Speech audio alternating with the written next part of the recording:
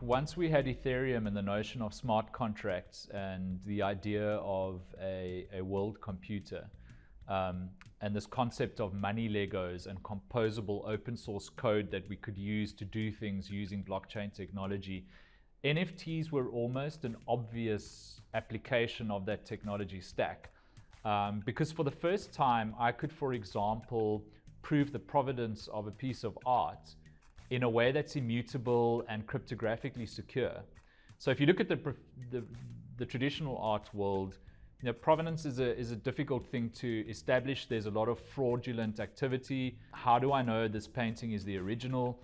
And I think, again, this is something that's lost in a lot of the discourse around NFTs is, if I was the first person to cryptographically secure an NFT for an asset, I probably was the first owner of that. Perhaps I'm the artist, he or herself.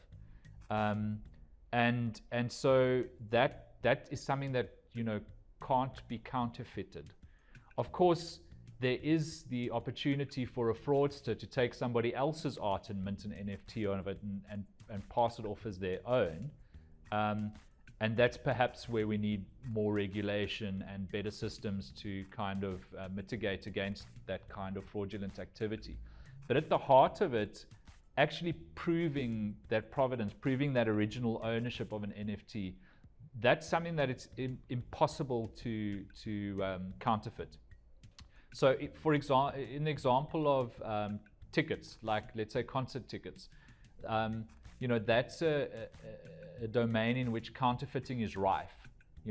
If you go and hang out outside concerts, you'll get people offering you tickets, and it's very difficult to know a real ticket from one that was printed on, and a home printer half an hour ago. So counterfeit tickets, that happened a lot in that world. Whereas if I had an NFT in my Ethereum wallet that represented my ticket and access to an event, there's really no way for anybody to copy that. It's a singular thing that exists on the blockchain. A lot of money went into minting it, for example, but also there's absolutely no way to copy it. It cannot be copied. It's singular in a way that almost nothing else in the world has been singular in history, which is a big statement, and people will embrace me for it, but it's mathematically just a fact. And that's a powerful thing. It solves a lot of problems that we couldn't even imagine solving before.